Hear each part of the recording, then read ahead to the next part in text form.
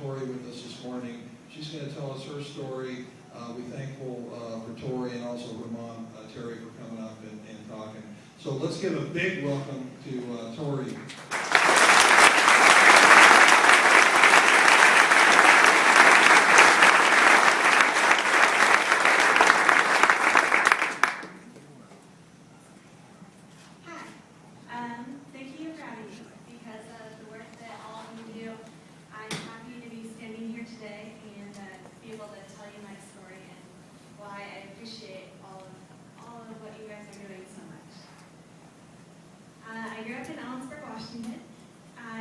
From the day I was born, I had a ball in my hand.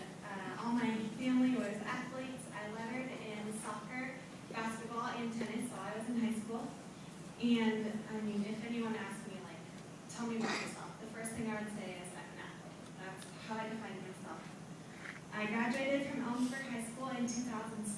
I was the valedictorian in my class and had received the Athlete of My Class award. I went to Gonzaga University where I began studying exercise science and biology. I was hoping to go into the medical field.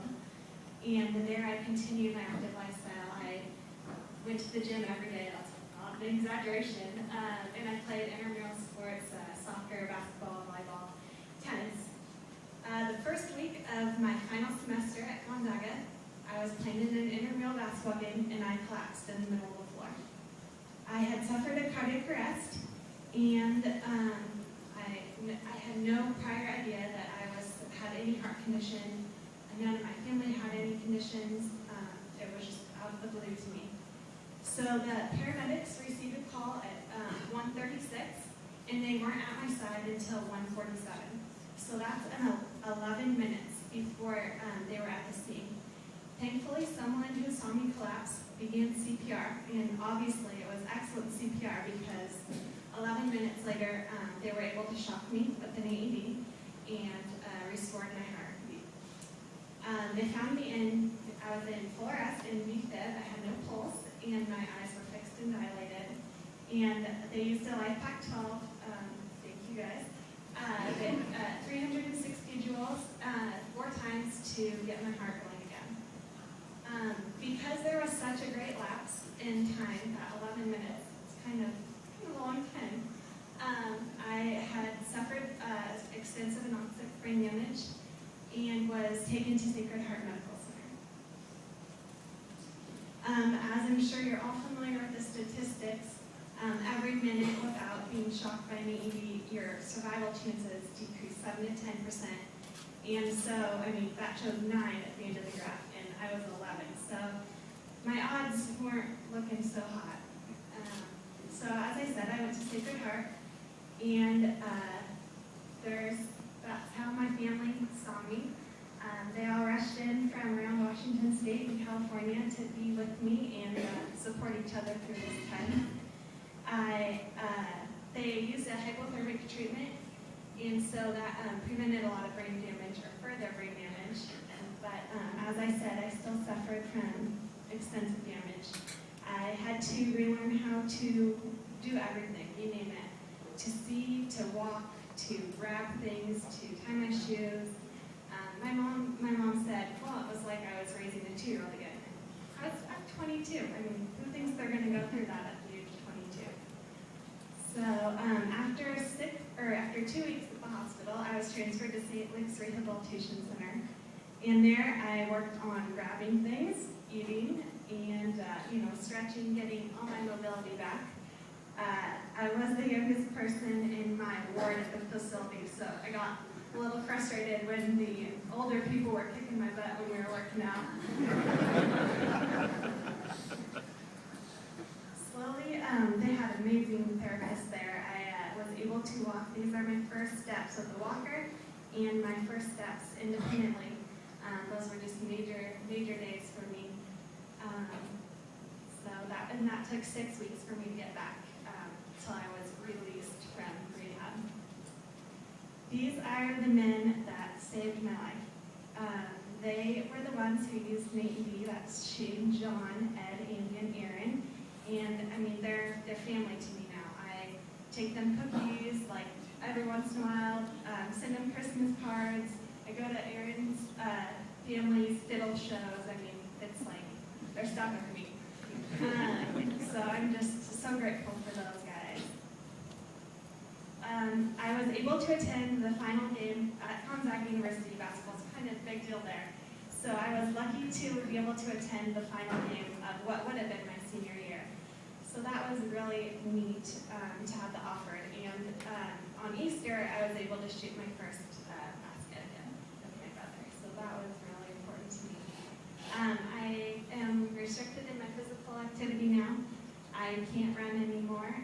No more basketball or soccer, which is probably one of the hardest things to deal with.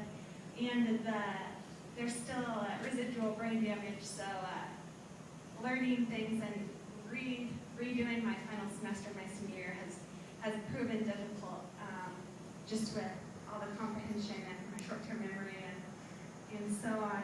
So, but I was able to graduate last Friday, so that was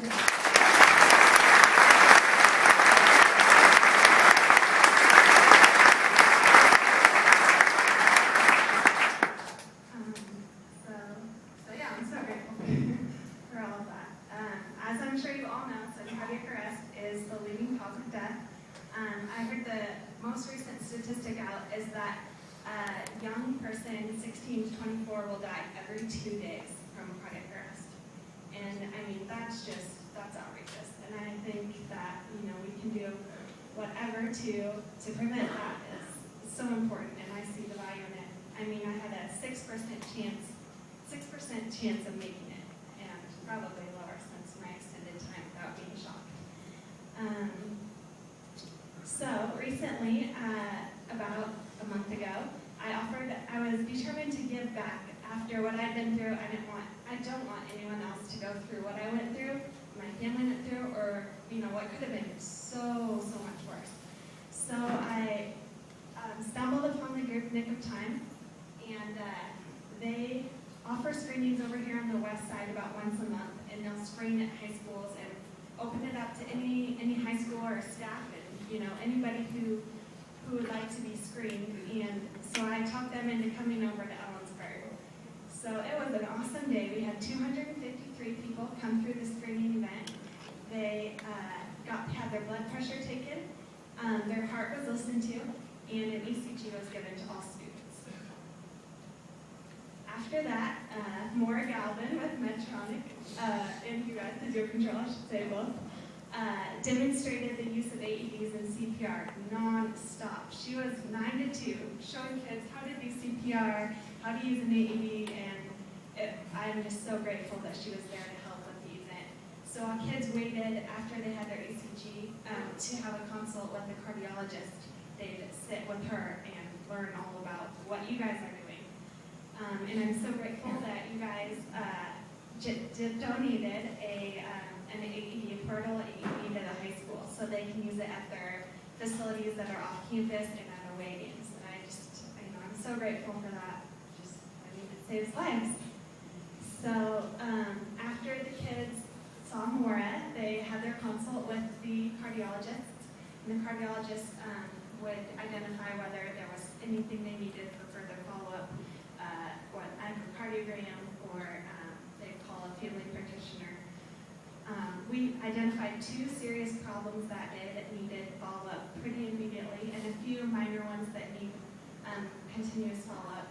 But that's just kind of an idea of what I'm doing, helping to get AEDs in schools, everywhere, and just getting the word out about sudden cardiac arrest. I'm so grateful for all that you do. It's because of the work that you guys do that I'm here today and I'm alive. So thank you guys.